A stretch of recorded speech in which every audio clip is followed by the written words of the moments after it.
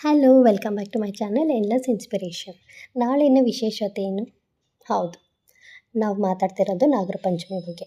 ನಾಗರ ಪಂಚಮಿ ಹೇಗೆ ಮಾಡಬೇಕು, ಯಾವ ಟೈಮಲ್ಲಿ ಮಾಡಬೇಕು ಮತ್ತು ಅದ್ರ ಕಥೆ ಏನು, ಅದೆಲ್ಲ ನಾನು ಈ ವಿಡಿಯೋದಲ್ಲಿ ತಿಳಿಸ್ಕೊಡ್ತಾ ಹಾಗೆ ಪುಣ್ಯ ಫಲ ಕೊಡುವಂತಹ ಶ್ಲೋಕ ಮತ್ತು ಕಥೆಗಳನ್ನ ನಾನಿಲ್ಲಿ ಅಪ್ಲೋಡ್ ಮಾಡ್ತಾಯಿದ್ದೀನಿ. ವಿಡಿಯೋನ ಕೊನೆವರೆಗೂ ನೋಡಿ. ಹಾಗಿದ್ರೆ ಶುಭ ಮುಹೂರ್ತ ಎಷ್ಟೊತ್ತಿಗಿದೆ ಅಂತ ನೋಡೋಣ ಬನ್ನಿ.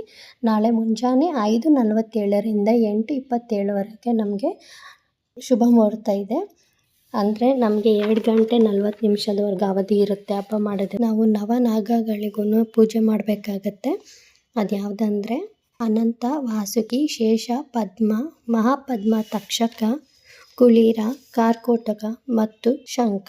ಈ 9 ನವನಾಗಗಳಿಗೂ ನಾವು ಪೂಜೆ ಮಾಡಬೇಕಾಗತ್ತೆ. ಮನಸಾರೆ ಸ್ಮರಣೆ ಮಾಡಿಕೊಂಡು ಸಂಕಲ್ಪ ಮಾಡ್ಕೊಳ್ಳಿ. ಬೆಳಗ್ಗೆ ಸ್ವಲ್ಪ ಬೇಗ ಎದ್ದು ನಿತ್ಯ ಕರ್ಮಗಳನ್ನೆಲ್ಲ ಮುಗಿಸಿ ನಾವು ಪೂಜೆಗೆ ರೆಡಿ ಮಾಡ್ಕೋಬೇಕಾಗತ್ತೆ.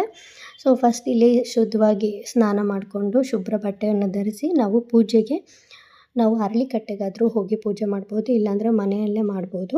ಇದಕ್ಕೆ ಬೇಕಾಗಿರೋದು ನಾಗರ ವಿಗ್ರಹ, ಇಲ್ಲ ಅಂದರೆ ನಾವು ಮಣ್ಣಿನ ಗೊಂಬೆ ಆದರೂ ತಯಾರಿ ಮಾಡ್ಬೋದು, ಅಥವಾ ನಾವು ತಂಬಿಟ್ಟು ಏನು ಮಾಡ್ತೀವಿ ಆ ರೀತಿಯಲ್ಲಿ ನಾವು ಅಕ್ಕಿ ಹಿಟ್ಟಿಗೆ ಸ್ವಲ್ಪ ಬೆಲ್ಲನ ಪಾಕ ತೆಗೆದು ಮಾಡ್ಬೋದು. ಮನೆ ಮೇಲೆ ಅದನ್ನ ಇಟ್ಟು ಪೂಜೆ ಮಾಡಬೇಕು.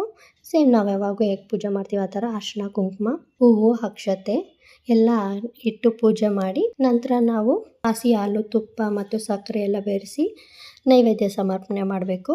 ಆ ನಂತರ ಆರತಿ ಮಾಡಿ ದಕ್ಷಿಣೆ ಇಟ್ಟು ನಾವು ನಮ್ಮ ಕೋರಿಕೆನ ಬೇಡ್ಕೋಬೇಕು. ಇನ್ನು ನಮಗೆ ಯಥಾಶಕ್ತಿ ಏನು ದಾನ ಮಾಡಬೇಕಂದ್ರೆ ಅದನ್ನು ನಾವು ಬ್ರಾಹ್ಮಣರಿಗೆ ದಾನ ಮಾಡ್ಬೋದು. ಸೊ ಇದರಿಂದ ನಮಗೆ ಯಾವುದಾದ್ರೂ ದೋಷ ಇದ್ದರೆ ಅದು ನಿವಾರಣೆ ಆಗುತ್ತೆ. ಶುದ್ಧವಾಗಿ ಮಾಡಿದ್ದಲ್ಲಿ ನಮಗೆ ದೋಷ ನಿವಾರಣೆ ಆಗುತ್ತೆ. ಅಶುದ್ಧನಲ್ಲಿ ಮಾಡಿದ್ದಾದರೆ ನಮಗೆ ಇನ್ನೂ ಸರ್ಪದೋಷ ಉಂಟಾಗುತ್ತೆ.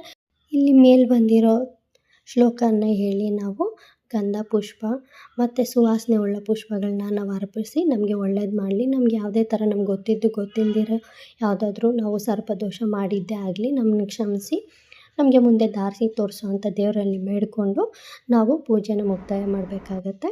ಸೊ ಇದಾಗಿತ್ತು ಇವತ್ತಿನ ವಿಡಿಯೋ. ಎಲ್ಲರಿಗೂ ಒಳ್ಳೆಯದಾಗಲಿ. ನಮಸ್ಕಾರ.